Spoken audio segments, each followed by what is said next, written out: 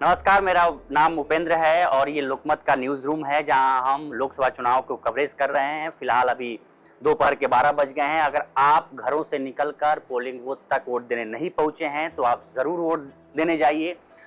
चुनाव आयोग ने सारी व्यवस्थाएं कर रखी हैं। अभी तक अगर वोट परसेंटेज की बात करें तो वोट परसेंटेज अभी पूरा टोटल 25.48% वोट परसेंटेज हुआ है। कई राज्यों में वोट परसेंटेज बढ़े हैं और कई राज्यों में वोट परसेंटेज घटे हैं। चुनाव आयोग ने अपनी सारी व्यवस्थाएं कर रखी हैं, लेकिन पार्टियों की तरफ से कहीं कहीं से छिटपुट घटनाएं सामने आ रही हैं। पार्टियों की तरफ से ये भी एलिगेशन लगाया जा रहा कि वोट डालने नहीं दिया जा रहा, उनको रोका जा रहा।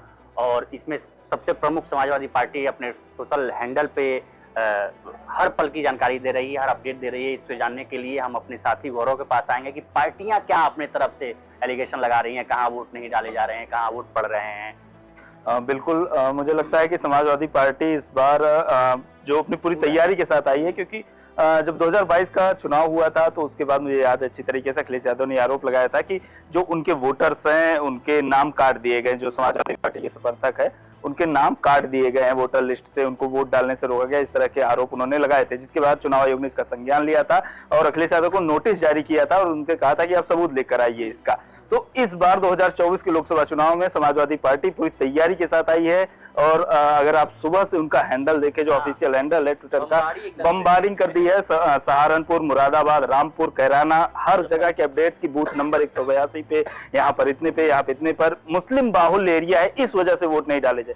ये भी मतलब कई सारे वीडियोज भी जारी किए गए और कई सारे जगहों पर उन्होंने, अगर हम आपको कुछ उदाहरण बताएं, जैसे अभी जो 3 मिनट पहले का इनका ट्वीट है कि सहारनपुर लोकसभा के सहारनपुर नगर में बूथ संख्या 270 पर धीमी गति से चल रहा मतदान, बूथ के मुस्लिम बाहुल्य होने के कारण प्रशासन मतदान की गति को कर रहा प्रभावित। तो सीधे सीधे जो एडमिनिस्ट्रेशन है उस पर आरोप लगा रहे हैं कि मुस्लिम बाहुल्य एरिया है, इस वजह से वोटिंग जो है उसको बाधित करने का प्रयास किया जा रहा है प्रशासन पर और चुनाव आयोग पर। सीधा संकेत भी दिया था जब यहाँ वो राहुल गांधी के साथ प्रेस कॉन्फ्रेंस करने आए थे, तो अखिलेश यादव ने कहा था कि सिर्फ हमको वोट नहीं देना है, वोट कैसे डलवाना है इस पे भी ध्यान देना है और प्रशासन पे भी ध्यान देना है।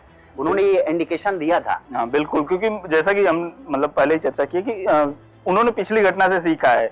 जिस तरीके से उन्होंने 2022 के चुनाव में आरोप लगाए थे कि हमारा वोट नहीं डालने दिया गया, तो उनके कैडर को और जो हमने देखा कि किसी और पार्टी की तरफ से इस तरह से इतनी तैयारी नहीं हुई थी जिस तरह की समाजवादी पार्टी ने बाकायदे हेल्पलाइन नंबर एक दिन पहले जारी कर दी। कल वोटिंग होना है और आज ही कल शाम को हमने देखा था उनकी तरफ से 10-12 नंबर जारी किए गए 8 सीटों के लिए कि अगर आपको वोटिंग में कोई दिक्कत आती है, प्रशासन की ओर से कोई परेशानी होती है, तो आप हमें इन नंबर पर संपर्क करिए। इसके अलावा जो उनके लोकल कैडर है, स्थानीय जिला पार्टी के जो कार्यकारी है, यूनिट है, उनको तैनात किया गया। और हमने देखा कि जो उनका हैंडल है ऑफिशियल, लगातार जो भी फीड आ रही है, जो भी फीडबैक ग्राउंड से उनके कार्यकर्ता या उनके समर्थक उनको दे रहे हैं, वो लगातार अपने सोशल मीडिया हैंडल पर अपडेट कर रहे हैं और सब में चुनाव आयोग को टैग करते हुए दे रहे हैं, ताकि बाद में जो चुनाव आयोग ये न कहे कि आप हमें सबूत दीजिए। इस तरीके से हम देख रहे हैं। मैं आपको बताऊं कि आरजेडी ने भी हेल्पलाइन नंबर जारी किया था। उसने 4 हेल्पलाइन नंबर जारी किए थे कि अगर अपने कार्यकर्ताओं के अगर किसी भी बूथ पे किसी प्रकार की शिकायत आती है तो आप इन हेल्पलाइनों पर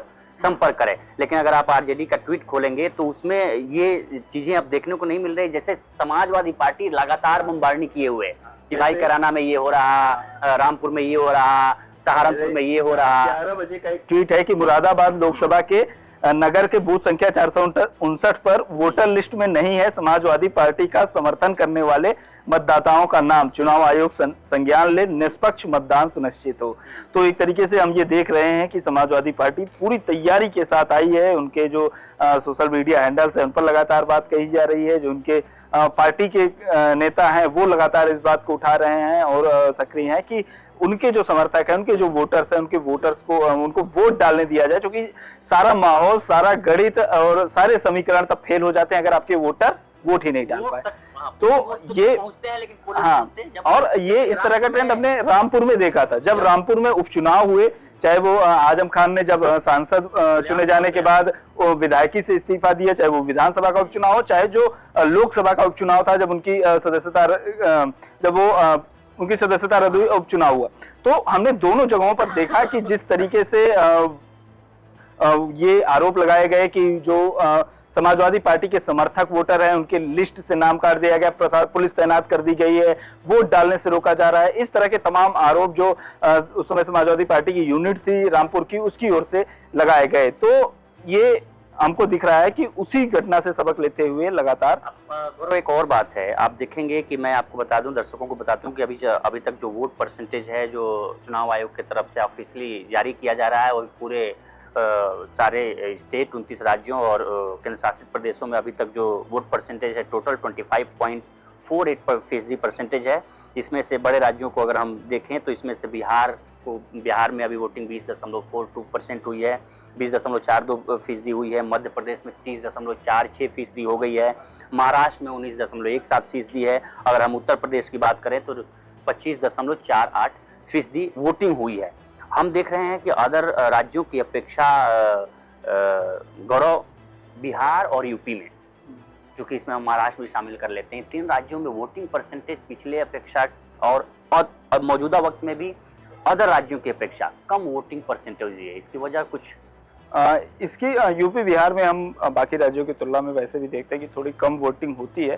हालांकि एक वजह ये भी है कि जैसे भी कटाई वगैरह का सीजन चल रहा है तो उसकी वजह से और ये माना जा रहा है कि शाम को वोटिंग परसेंटेज बढ़ सकता है, क्योंकि लोग अपने काम से खाली होकर, और गर्मी भी काफी है, धूप निकला हुआ है, तो आराम से वोट डाल सकते हैं। तो ये हमें देखने को मिल सकता है। माना जाता है कि बिहार में जो छोटे किसान हैं, किसान वर्ग है, वो काफी तादाद में किसान वर्ग है, और ये माना जा रहा है कि सुबह कटाई का मौसम है, गेहूं की कटाई का मौसम है और धान का मौसम है, तो सुबह लोग धूप से पहले ये अपने कामों को निपटा लेते हैं। और ये माना जा रहा है कि अब इसके बाद से 12 बजे के बाद, 12 से जो 4-5 बजे का स्लॉट होगा, इस बीच वोटिंग परसेंटेज यूपी और बिहार में बढ़ने की उम्मीद जताई जा रही है। अगर आप अभी तक पोलिंग बूथ पर पहुंच के वोट नहीं डाले हैं तो आप जरूर वोट डालें और लोकतंत्र के सबसे बड़े महापर्व में अपनी भागीदारी सुनिश्चित करें। बाकी लोकसभा चुनाव की हर अपडेट के लिए बने रहिए लोकमत हिंदी के साथ। मैं उपेंद्र और मेरे साथ गौरव। नमस्कार।